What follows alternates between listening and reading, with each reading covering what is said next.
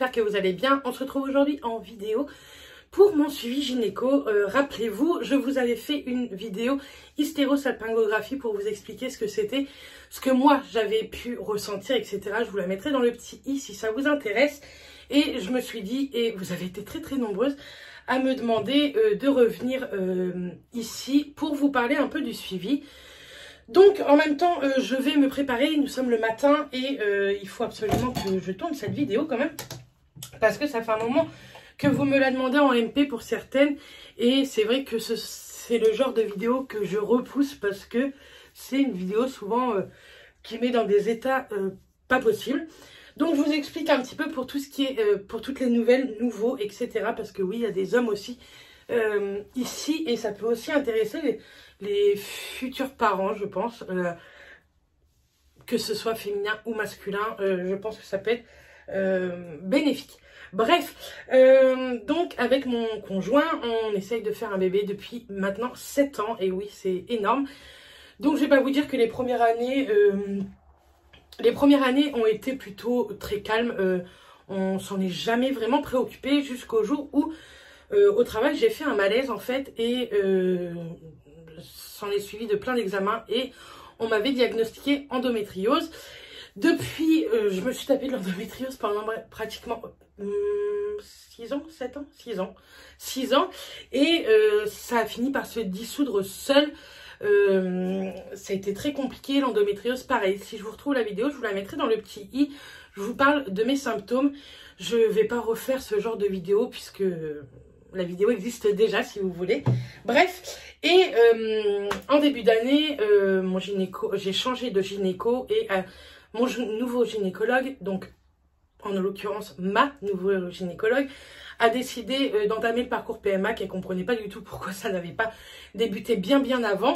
Et donc elle nous a donné plein d'examens à faire, dont l'hystérosalpingographie, qui pour ma part n'a pas fonctionné. Ils n'ont pas réussi à faire l'examen puisque j'ai un col de l'utérus beaucoup trop petit. Il est aussi fin qu'une aiguille et c'est beaucoup trop compliqué, mais il faut que je m'attende à refaire cet examen avant la fin de l'année. Je vais vous dire depuis quand je le sais, mais cette fois-ci au bloc opératoire sous cœlioscopie. Je me dis que ça m'embête parce qu'il y a une anesthésie, et les anesthésies, je vous l'ai dit pour plein d'autres sujets d'opération, c'est ce qu'il y a de plus dangereux dans l'opération. En fait, l'anesthésie, c'est un truc qui me fait pas peur. Je m'en fiche, si vous voulez, de m'endormir et de plus me réveiller. Je sentirai rien. Mais il n'y a pas de risque zéro dès qu'il y a une anesthésie. Il faut le savoir pour n'importe quelle opération. C'est pour ça qu'on vous dit tout le temps, il n'y a pas de risque zéro parce qu'il y a l'anesthésie. Bref. Et donc, voilà, je vais en venir à mon suivi gynéco. Alors, il faut savoir que je suis sous clomide. Donc, le clomide, c'est pour que le follicule arrive. Donc, vous le prenez à J2 de vos règles. Donc, on appelle J1 de vos règles, le début le premier jour de vos règles. Et on continue jusqu'à avoir ces règles, en fait. Donc, le clomide commence à J2 des règles, donc au deuxième jour de mes règles, jusqu'à J7, J2, J3, J4, J5, jusqu'au J6, pardon. Donc, j'étais à 1 cachet par jour pendant 5 jours. Et à J10, même si vos règles sont terminées, on appelle ça J10. Je ne sais pas si vous arrivez à me suivre. Le J1, c'est le jour de vos premières règles, mais le J10, même si vos règles sont terminées à J5, on appelle J10 quand même. Vous voyez ce que je veux dire? Enfin, j'espère. N'hésitez pas si vous avez des questions à me poser. Je vous en reparlerai après des questions.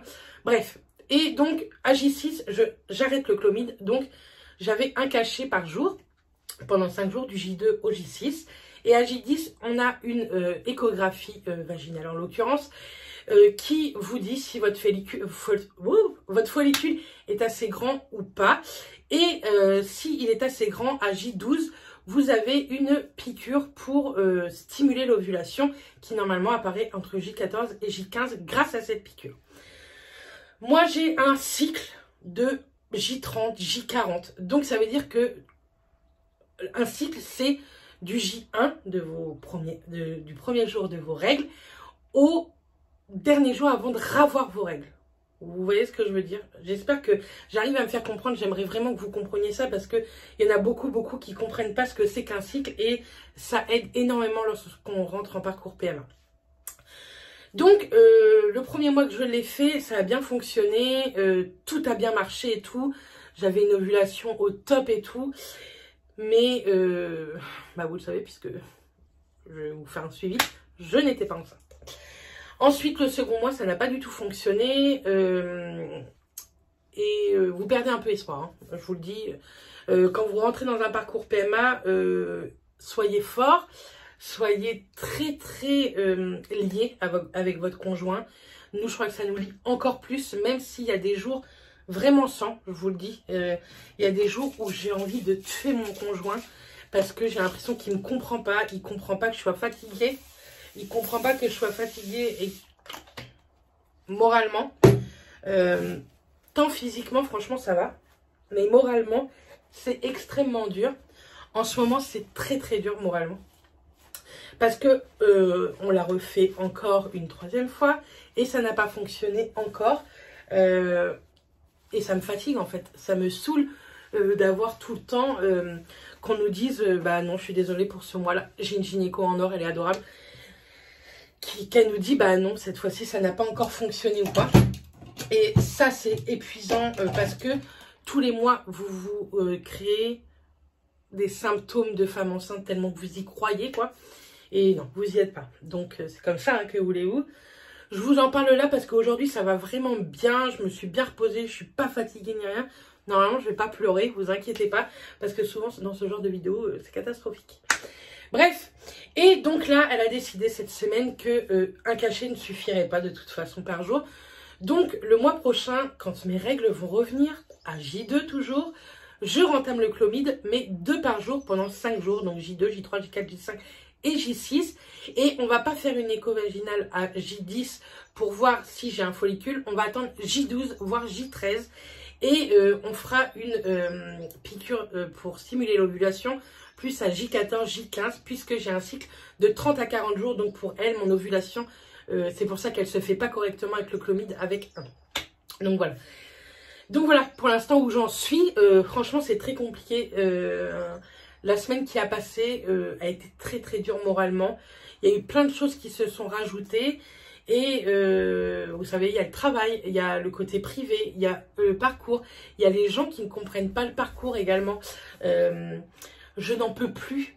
Sachez que si vous êtes des amis, des copines, des copains, des collègues, de la famille qui passent par cette vidéo et qui me voient, arrêtez de me dire que ça va venir pendant mes vacances puisque ça fait 7 ans qu'on a toujours des vacances au mois de septembre ou bien d'autres vacances durant l'année et ça n'a pas fonctionné. Donc arrêtez de me dire que pendant mes vacances, pendant nos vacances, ça va marcher parce que c'est pas parce que je vais être en vacances que d'un coup là-dedans tout va bien se mettre. Je sais pas si vous comprenez, mais c'est très très dur. Effectivement, je suis pas du tout reposée et à partir d'aujourd'hui, on entame avec Mathias un régime. On va l'appeler régime parce que rééquilibrage alimentaire, régime, c'est exactement pareil. Parce qu'il faut absolument que je perde du poids. Il n'y a pas le choix. Je pense que c'est un truc qui va vraiment m'aider pour tomber enceinte. On en a parlé avec Mathias. On s'est disputé sur ce sujet. Hein, parce que il y a des phrases que vous n'avez pas envie d'entendre en fait. Et donc voilà. Je voulais aussi vous dire, si vous avez des questions, c'est le moment sous cette vidéo.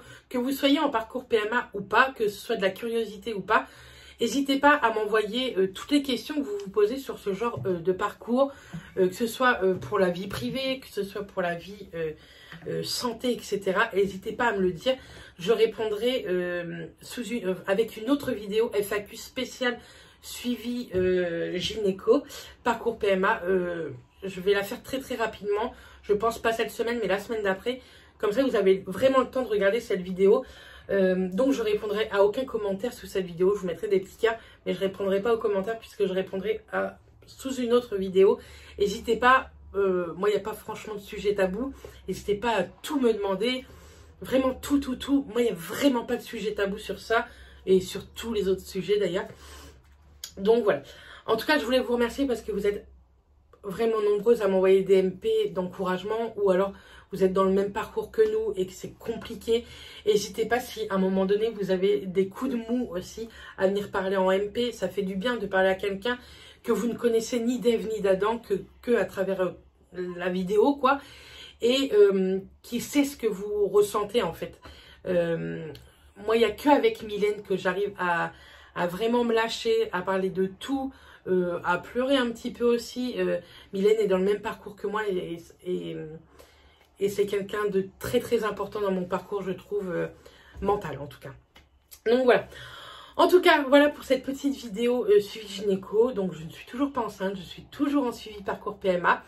Elle nous a dit qu'elle nous laissait jusqu'au mois d'octobre comme ça. Et après, elle nous enverrait vers quelqu'un d'autre parce qu'elle n'y arrive plus. Et elle préfère ne pas encore attendre et attendre des mois et des mois. Ça fait plus d'1 an maintenant qu'on est sur ça. Bientôt 1 an qu'on est sur ça. Et elle préfère donner le relais à quelqu'un qui est plus expérimenté sur ce sujet que de nous laisser encore attendre avec le Clomid, etc. Donc voilà. Bref. N'hésitez pas à commenter cette vidéo, à la liker et pourquoi pas à vous abonner si ça vous intéresse. Moi je vous envoie plein de bisous et je vous dis à très vite dans une prochaine vidéo. Bisous tout le monde.